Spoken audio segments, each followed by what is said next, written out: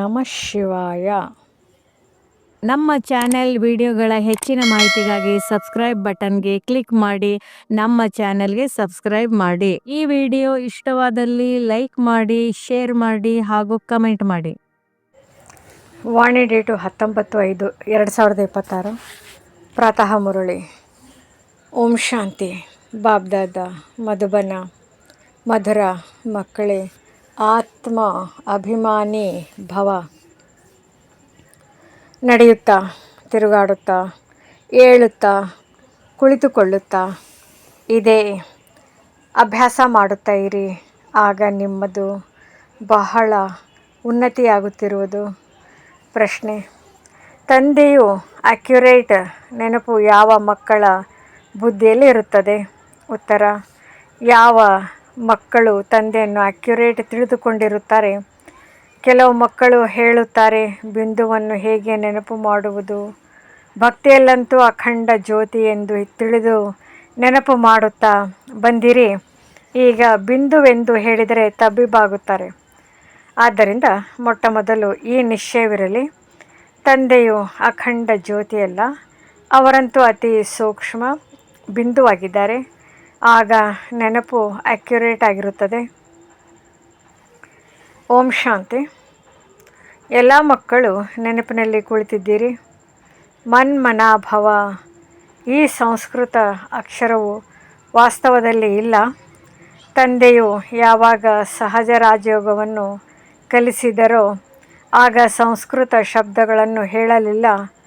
ಇವರಿಗೆ ಸಂಸ್ಕೃತವು ಗೊತ್ತೇ ಇಲ್ಲ. ತಂದೆಯಂತೂ ಹಿಂದಿ ಭಾಷೆಯಲ್ಲಿಯೇ ತಿಳಿಸುತ್ತಾರೆ. ಭಲೆ ಈ ರಥ ಅಂದರೆ ಬ್ರಹ್ಮ ಹಿಂದಿ, ಸಿಂಧಿ ಹಾಗೂ ಆಂಗ್ಲ ಭಾಷೆಯನ್ನು ತಿಳಿದುಕೊಂಡಿದ್ದಾರೆ. ಆದರೆ ತಂದೆಯು ತಿಳಿಸುವುದೇ ಹಿಂದಿ ಭಾಷೆಯಲ್ಲಿ.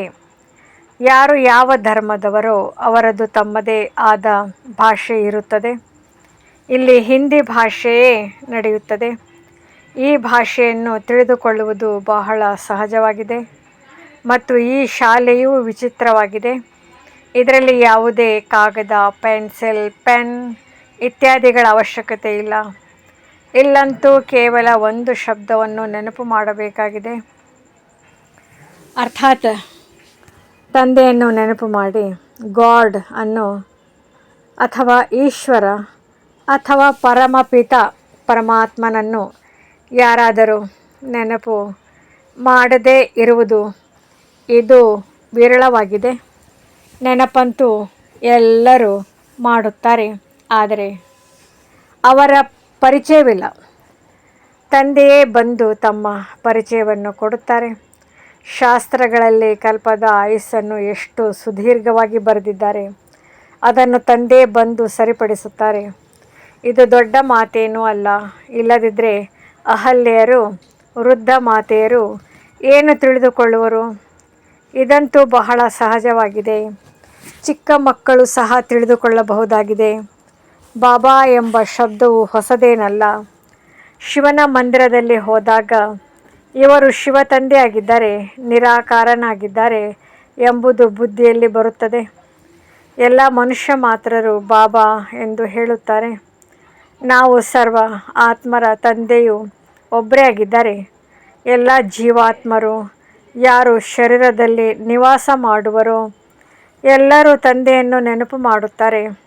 ಯಾವುದೆಲ್ಲ ಧರ್ಮದವರಿದ್ದಾರೆಯೋ ಎಲ್ಲರೂ ಪರಮಪಿತ ಪರಮಾತ್ಮನನ್ನು ಖಂಡಿತ ನೆನಪು ಮಾಡುತ್ತಾರೆ. ಅವರು ಪರಂಧಾಮದಲ್ಲಿರುವ ತಂದೆಯಾಗಿದ್ದಾರೆ. ನಾವು ಸಹ ಅಲ್ಲಿನ ನಿವಾಸಿಗಳಾಗಿದ್ದೇವೆ. ಅಂದಾಗ ಕೇವಲ ಈಗ ತಂದೆಯನ್ನು ನೆನಪು ಮಾಡಬೇಕಾಗಿದೆ. ನಾವು ಪಾವನರಾಗಬೇಕೆಂಬುದು ಎಲ್ಲರಿಗೆ ಇಷ್ಟವಿದೆ. ಹೇ ಪತಿತರನ್ನು ಪಾವನ ಮಾಡುವವರೇ, ಬನ್ನಿ ಎಂದು ಕರೆಯುತ್ತಾರೆ. ಹೊಸ ಪ್ರಪಂಚವು ಪಾವನವಾಗಿತ್ತು, ಈಗ ಹಳೆಯದಾಗಿ ಬಿಟ್ಟಿದೆ. ಇದಕ್ಕೆ ಯಾರೂ ಹೊಸದೆಂದು ಹೇಳುವುದಿಲ್ಲ.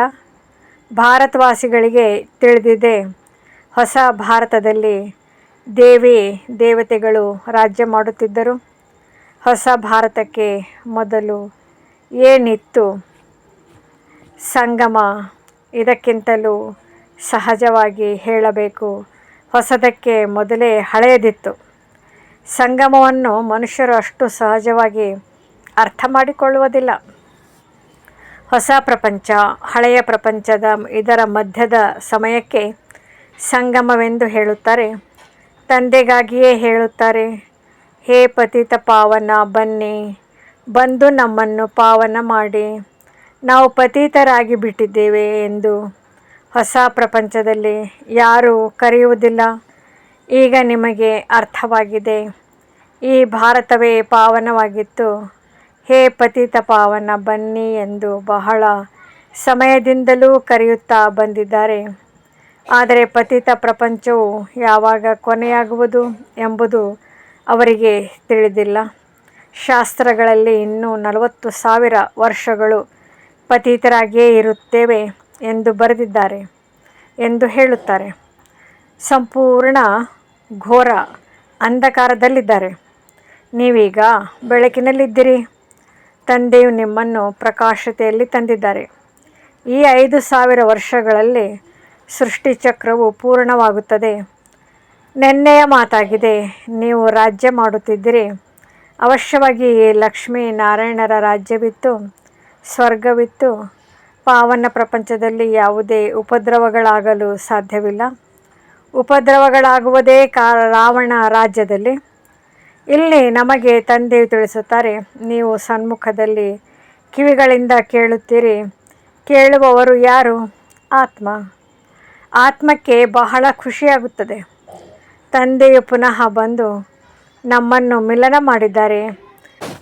ತಂದೆಯಿಂದ ಆಸ್ತಿಯು ಸಿಕ್ಕಿತ್ತು. ಈಗ ತಂದೆಯು ಹೇಳುತ್ತಾರೆ, ನನ್ನನ್ನು ನೆನಪು ಮಾಡಿ. ಇದರಲ್ಲಿ ಓದುವ ಬರೆಯುವ ಮಾತಿಲ್ಲ. ಯಾರಾದರೂ ಬಂದಾಗ ಕೇಳಲಾಗುತ್ತದೆ, ತಾವು ಹೇಗೆ ಬಂದಿರಿ ಎಂದು. ಆಗ ಇಲ್ಲಿನ ಮಹಾತ್ಮರೊಂದಿಗೆ ಮಿಲನ ಮಾಡಲು ಬಂದಿದ್ದೇವೆ ಎಂದು ಹೇಳುತ್ತಾರೆ. ಏಕೆ? ನಿಮಗೆ ಏನು ಬೇಕು? ಯಾವುದೇ ಭಿಕ್ಷೆಯು ಬೇಕೇ?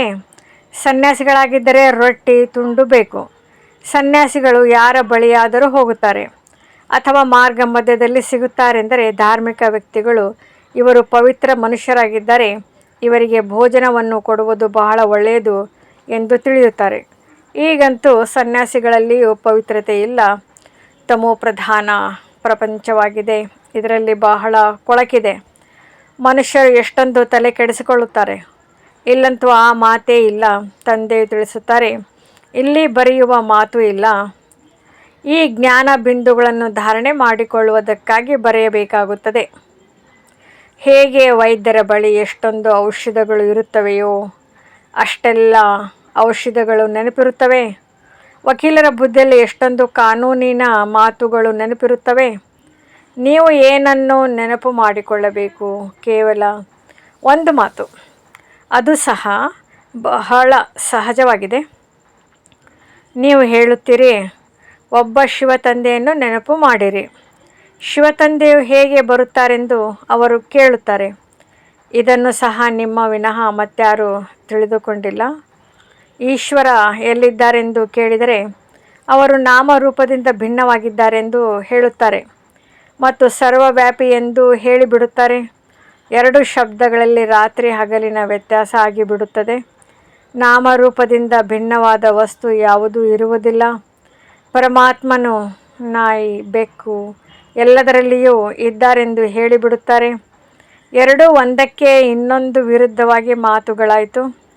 ಆದ್ದರಿಂದ ತಂದೆಯು ತಮ್ಮ ಪರಿಚಯ ನೀಡಿ ಹೇಳುತ್ತಾರೆ, ತಂದೆಯಾದ ನನ್ನನ್ನು ನೆನಪು ಮಾಡಿ. ಸಹಜ ರಾಜಯೋಗ ಎಂದು ಗಾಯನವಿದೆ. ತಂದೆಯು ತಿಳಿಸುತ್ತಾರೆ, ಮಕ್ಕಳೇ, ಯೋಗ ಎಂಬ ಶಬ್ದವನ್ನೂ ತೆಗೆದುಹಾಕಿ ನೆನಪು ಮಾಡಿ. ಹೇಗೆ ಚಿಕ್ಕ ಮಕ್ಕಳು ತಂದೆ ತಾಯಿಯನ್ನು ನೋಡುತ್ತಿದ್ದಂತೆಯೇ ಕೂಡಲೇ ಅವರನ್ನು ಅಪ್ಪಿಕೊಳ್ಳುತ್ತಾರೆ. ಇವರು ನಮ್ಮ ತಂದೆ ತಾಯಿಯೋ ಅಥವಾ ಅಲ್ಲವೋ ಎಂದು ಆಲೋಚಿಸುತ್ತಾರೆಯೇ? ಹಾಗೆಯೇ ಇದರಲ್ಲಿಯೂ ಆಲೋಚಿಸುವ ಮಾತಿಲ್ಲ. ನೀವು ಸಹ ಕೇವಲ ಶಿವ ತಂದೆಯನ್ನು ನೆನಪು ಮಾಡಬೇಕಾಗಿದೆ. ಭಕ್ತಿ ಮಾರ್ಗದಲ್ಲಿಯೂ ನೀವು ಶಿವನ ಮೇಲೆ ಹೂಗಳನ್ನು ಹಾಕುತ್ತಾ ಬಂದಿದ್ದೀರಿ. ಸೋಮನಾಥ ಮಂದಿರವನ್ನು ಎಷ್ಟು ಬೃಹದಾಕಾರವಾಗಿ ಕಟ್ಟಿಸಿದ್ದಾರೆ. ಅದನ್ನು ನಂತರದಲ್ಲಿ ಮಹಮ್ಮದ್ ಗಜ್ನಿಯು ಬಂದು ಲೂಟಿ ಮಾಡಿದನು. ಭಾರತದಲ್ಲಿ ಸೋಮನಾಥ ಮಂದಿರವು ಸುಪ್ರಸಿದ್ಧವಾಗಿದೆ. ಎಲ್ಲದಕ್ಕಿಂತ ಮೊದಲು ಶಿವನ ಪೂಜೆಯಾಗಬೇಕು. ಮಕ್ಕಳಿಗೆ ಇದೆಲ್ಲ ಜ್ಞಾನದ ಮಾತುಗಳು ಈಗ ಬುದ್ಧಿಯಲ್ಲಿ ಬಂದಿದೆ. ಭಲೆ ಪೂಜೆ ಇತ್ಯಾದಿಗಳನ್ನು ಮಾಡುತ್ತಾ ಬಂದಿದ್ದೀರಿ, ಆದರೆ ಇವು ಜಡಚಿತ್ರಗಳೆಂಬುದು ನಿಮಗೆ ತಿಳಿದಿರಲೇ ಇಲ್ಲ. ಅವಶ್ಯವಾಗಿ ಚೈತನ್ಯದಲ್ಲಿ ಬಂದಿರಬೇಕು. ಆದ್ದರಿಂದಲೇ ವರ್ಷವೂ ಶಿವ ಜಯಂತಿಯನ್ನು ಆಚರಿಸುತ್ತಾರೆ. ಇದನ್ನು ಹೇಳುತ್ತಾರೆ, ಶಿವ ಪರಮಾತ್ಮನು ನಿರಾಕಾರನಾಗಿದ್ದಾರೆ. ನಾವು ಸಹ ನಿರಾಕಾರಿಯಾಗಿದ್ದೇವೆ ಎಂದು ಆತ್ಮಕ್ಕೆ ತಿಳಿದಿದೆ. ನೀವೀಗ ಆತ್ಮ ಅಭಿಮಾನಿಯಾಗುತ್ತೀರಿ, ಬಹಳ ಸಹಜವಾಗಿದೆ. ಅವರಂತೂ ನಮ್ಮ ತಂದೆಯಾಗಿದ್ದಾರೆ, ಜ್ಞಾನಸಾಗರ, ಸುಖದ ಸಾಗರ, ಪತಿತ ಪಾವನನಾಗಿದ್ದಾರೆ. ಅವರಿಗೆ ಬಹಳ ಮಹಿಮೆ ಇದೆ. ಬ್ರಹ್ಮ, ವಿಷ್ಣು, ಶಂಕರರಿಗೆ ಇಷ್ಟೊಂದು ಮಹಿಮೆ ಇಲ್ಲ. ಒಬ್ಬರ ಮಹಿಮೆಯನ್ನು ಹಾಡುತ್ತಾರೆ. ಆ ತಂದೆಯೇ ಬಂದು ಆಸ್ತಿಯನ್ನು ಕೊಡುತ್ತಿದ್ದಾರೆಂದು ಈಗ ನೀವು ಮಕ್ಕಳು ತಿಳಿದುಕೊಂಡಿದ್ದೀರಿ. ಹೇಗೆ ಲೌಕಿಕ ತಂದೆಯು ಮಕ್ಕಳ ಲಾಲನೆ ಪಾಲನೆ ಮಾಡುತ್ತಾರೆ, ಆದರೆ ಓದಿಸುವುದಿಲ್ಲ. ವಿದ್ಯಾಭ್ಯಾಸಕ್ಕಾಗಿ ಶಾಲೆಗೆ ಹೋಗುತ್ತಾರೆ ಮತ್ತು ವಾನಪ್ರಸ್ಥದಲ್ಲಿ ಗುರುಗಳನ್ನು ಮಾಡಿಕೊಳ್ಳುತ್ತಾರೆ. ಇತ್ತೀಚೆಗಂತೂ ಹಿರಿಯರು ಕಿರಿಯರು ಎಲ್ಲರಿಗೂ ದೀಕ್ಷೆ ಕೊಡಿಸಿ ಬಿಡುತ್ತಾರೆ. ಇಲ್ಲಂತೂ ನೀವು ಮಕ್ಕಳಿಗೆ ಶಿವ ತಂದೆಯನ್ನು ನೆನಪು ಮಾಡಿ ಎಂದು ಹೇಳಲಾಗುತ್ತದೆ. ಎಲ್ಲರಿಗೂ ಹಕ್ಕಿದೆ. ಎಲ್ಲರೂ ನನ್ನ ಮಕ್ಕಳಾಗಿದ್ದಾರೆ. ನಿಮ್ಮಲ್ಲಿಯೂ ಕೆಲವರೇ ಬಹಳ ಚೆನ್ನಾಗಿ ನೆನಪು ಮಾಡುತ್ತಾರೆ. ಇನ್ನು ಕೆಲವರಂತೂ ಬಾಬಾ ಯಾರನ್ನು ನೆನಪು ಮಾಡುವುದು, ಬಿಂದುವನ್ನು ಹೇಗೆ ನೆನಪು ಮಾಡುವುದು ಎಂದು ಹೇಳುತ್ತಾರೆ. ದೊಡ್ಡ ವಸ್ತುವನ್ನು ನೆನಪು ಮಾಡಲಾಗುತ್ತದೆ. ಪರಮಾತ್ಮ ಯಾರನ್ನು ನೀವು ನೆನಪು ಮಾಡುತ್ತೀರೋ ಅವರು ಹೇಗಿದ್ದಾರೆ? ಮನುಷ್ಯರು ಅವರಿಗೆ ಅಖಂಡ ಜ್ಯೋತಿ ಸ್ವರೂಪ ಎಂದು ಹೇಳಿಬಿಡುತ್ತಾರೆ. ಆದರೆ ಆ ರೀತಿ ಇಲ್ಲ. ಅಖಂಡ ಜ್ಯೋತಿಯನ್ನು ನೆನಪು ಮಾಡುವುದು ತಪ್ಪಾಗಿ ಬಿಡುತ್ತದೆ. ನೆನಪಂತೂ ಅಕ್ಯುರೇಟ್ ಆಗಿರಬೇಕು. ತಂದೆ ಬಂದು ತಮ್ಮ ಪರಿಚಯ ಕೊಡುತ್ತಾರೆ ಮತ್ತು ಮಕ್ಕಳಿಗೆ ಇಡೀ ಸೃಷ್ಟಿಯ ಆದಿ ಮಧ್ಯ ಅಂತ್ಯದ ಸಮಾಚಾರವನ್ನು ತಿಳಿಸುತ್ತಾರೆ. ಸಾರ ರೂಪದಲ್ಲಿಯೂ ಮತ್ತು ವಿವರವಾಗಿಯೂ ತಿಳಿಸುತ್ತಾರೆ. ಈಗ ತಂದೆಯು ಹೇಳುತ್ತಾರೆ, ಮಕ್ಕಳೇ, ನೀವು ಪಾವನರಾಗಬೇಕೆಂದರೆ ಅದಕ್ಕಾಗಿ ಒಂದೇ ಉಪಾಯವಿದೆ. ನನ್ನನ್ನು ನೆನಪು ಮಾಡಿ ಪತಿತ ಪಾವನ ಎಂದು ನನಗೆ ಹೇಳುತ್ತೀರಿ. ಆತ್ಮವನ್ನು ಈಗ ಪಾವನ ಮಾಡಿಕೊಳ್ಳಬೇಕಾಗಿದೆ. ನಾವು ಪತಿತರಾಗಿ ಬಿಟ್ಟಿದ್ದೇವೆ, ಪಾವನರಾಗಿದ್ದೆವು, ಈಗ ಪಾವನರಾಗಿದ್ದೇವೆ ಎಂದು ಆತ್ಮವೇ ಹೇಳುತ್ತದೆ. ಎಲ್ಲರೂ ತಮೋ ಪ್ರಧಾನರಾಗಿದ್ದಾರೆ. ಪ್ರತಿಯೊಂದು ವಸ್ತುವು ಮೊದಲು ಸತೋ ಪ್ರಧಾನ, ನಂತರ ತಮೋ ಪ್ರಧಾನವಾಗುತ್ತದೆ. ಆತ್ಮವೇ ಹೇಳುತ್ತದೆ, ನಾನು ಪತಿತನಾಗಿದ್ದೇನೆ, ನನ್ನನ್ನು ಪಾವನ ಮಾಡಿರಿ. ಶಾಂತಿಧಾಮದಲ್ಲಿ ಪತಿತರು ಇರುವುದಿಲ್ಲ. ಇಲ್ಲಿ ಪತಿತರಾಗಿದ್ದಾರೆ, ಆದ್ದರಿಂದ ದುಃಖಿಯಾಗಿದ್ದಾರೆ. ಪಾವನರಾಗಿದ್ದಾಗ ಸುಖಿಯಾಗಿದ್ದಿರಿ. ಆದ್ದರಿಂದ ಆತ್ಮವೇ ಹೇಳುತ್ತದೆ, ನಮ್ಮನ್ನು ಪಾವನ ಮಾಡಿರಿ, ಅದರಿಂದ ನಾವು ಮುಕ್ತರಾಗಬೇಕು ಎಂದು ನೀವು ತಿಳಿದುಕೊಂಡಿದ್ದೀರಿ. ಆತ್ಮವೇ ಎಲ್ಲವನ್ನೂ ಮಾಡುತ್ತದೆ. ಜಡ್ಜ್, ವಕೀಲ ಇತ್ಯಾದಿ ಆತ್ಮವೇ ಆಗುತ್ತದೆ.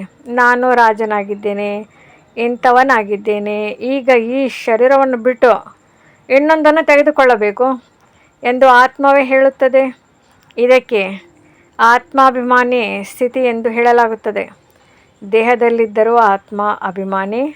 ರಾವಣ ರಾಜ್ಯದಲ್ಲಿ ದೇಹಾಭಿಮಾನಿಗಳಿರುತ್ತಾರೆ. ಆತ್ಮ ಅಭಿಮಾನಿಗಳನ್ನಾಗಿ ತಂದೆಯು ಈಗಲೇ ಮಾಡುತ್ತಾರೆ.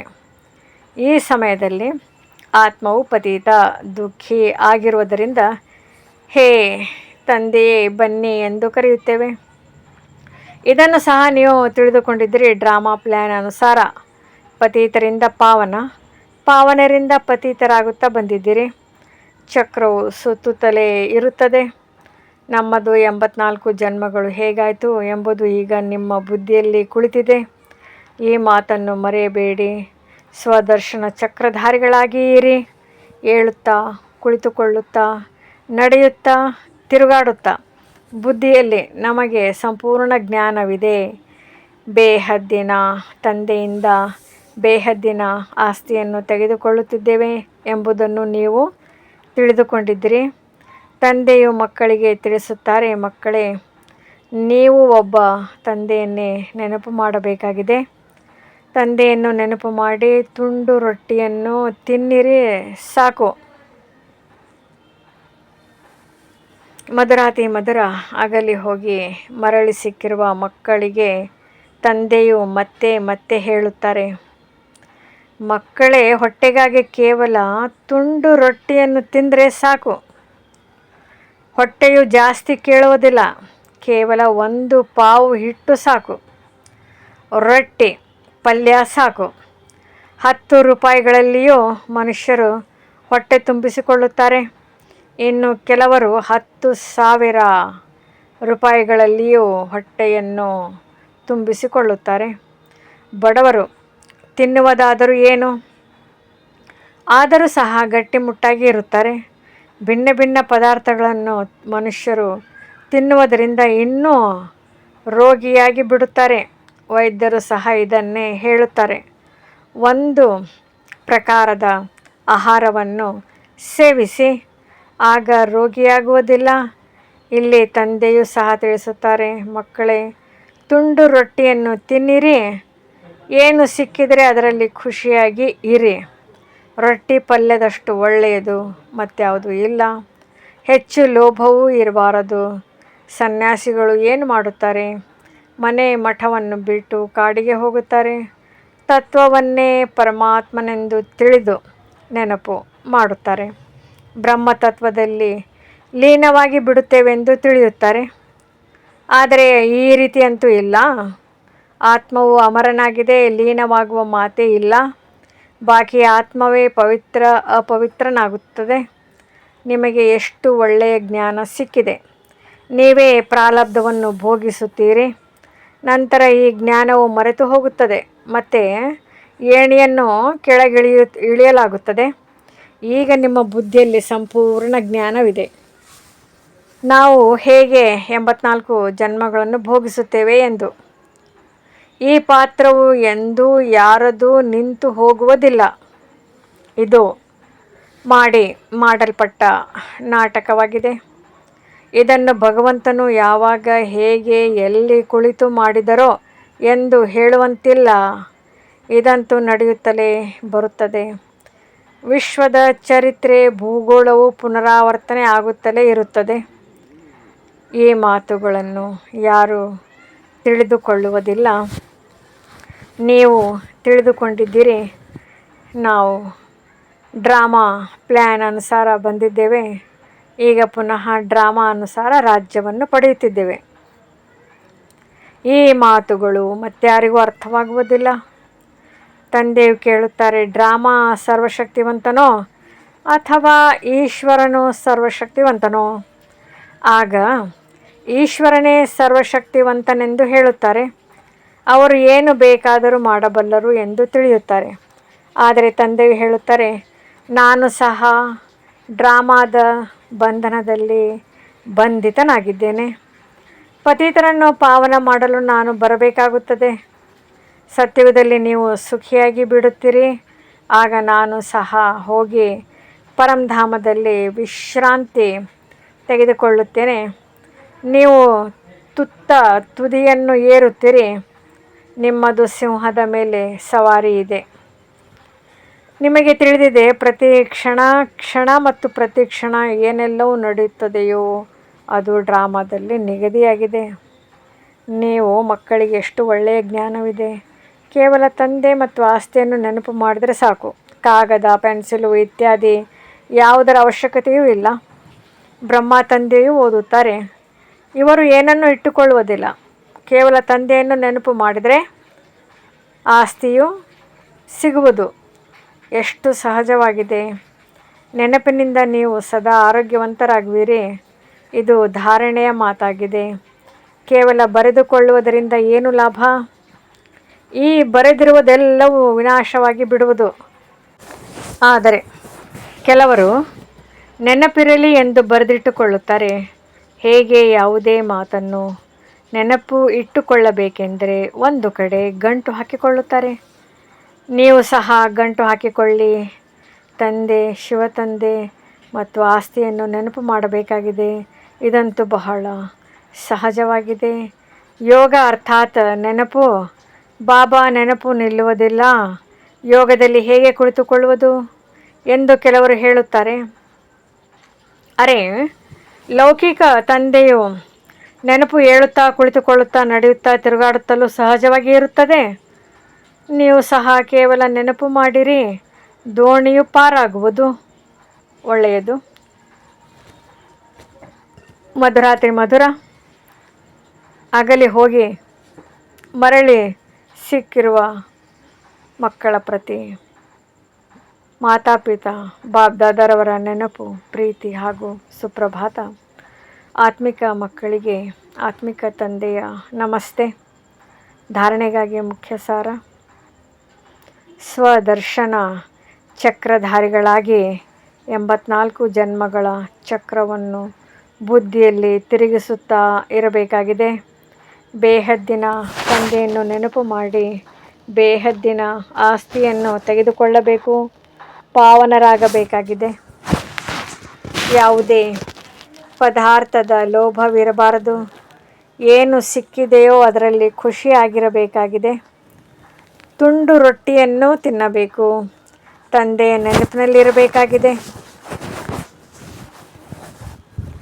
ವರದಾನ: ಸರ್ವರ ಹೃದಯಗಳ ರಹಸ್ಯವನ್ನು ತಿಳಿದುಕೊಂಡು ಸರ್ವರನ್ನು ಖುಷಿಪಡಿಸುವಂತಹ ಸದಾ ವಿಜಯೀ ಭವ. ವಿಜಯಿಯಾಗುವುದಕ್ಕಾಗಿ ಪ್ರತಿಯೊಬ್ಬರ ಹೃದಯ ರಹಸ್ಯವನ್ನು ತಿಳಿಯಬೇಕಾಗಿದೆ. ಯಾರದೇ ಮುಖದಿಂದ ಬರುವಂತಹ ಶಬ್ದದಿಂದ ಅವರ ಹೃದಯದ ರಹಸ್ಯವನ್ನು ತಿಳಿದುಕೊಳ್ಳುತ್ತೀರೆಂದರೆ ವಿಜಯಿಗಳಾಗಬಹುದು. ಆದರೆ ಹೃದಯದ ರಹಸ್ಯವನ್ನು ತಿಳಿದುಕೊಳ್ಳುವುದಕ್ಕಾಗಿ ಅಂತರ್ಮುಖತೆ ಇರಬೇಕಾಗಿದೆ. ಎಷ್ಟು ಅಂತರ್ಮುಖಿಯಾಗಿ ಇರುತ್ತೀರಿ ಅಷ್ಟು ಪ್ರತಿಯೊಬ್ಬರ ಹೃದಯದ ರಹಸ್ಯವನ್ನು ತಿಳಿದುಕೊಂಡು ಅವರನ್ನು ಖುಷಿಪಡಿಸಬಹುದು. ಖುಷಿಪಡಿಸುವವರೇ ವಿಜಯಿಗಳಾಗುವರು. ಸ್ಲೋಗನ್: ವೈರಾಗ್ಯವು ಅಂತಹ ಯೋಗ್ಯ ಧರಣಿಯಾಗಿದೆ. ಅದರಲ್ಲಿ ಯಾವುದೇ ಫಲವನ್ನು ಬಿತ್ತನೆ ಮಾಡುತ್ತೀರಿ, ಅವಶ್ಯವಾಗಿ ಅದು ಫಲೀಭೂತವಾಗುವುದು. ಅವ್ಯಕ್ತ ಸೂಚನೆ: ಸದಾ ಅಚಲ, ಅಡೋಲ, ಏಕರಸ ಸ್ಥಿತಿಯ ಅನುಭವ ಮಾಡಿ.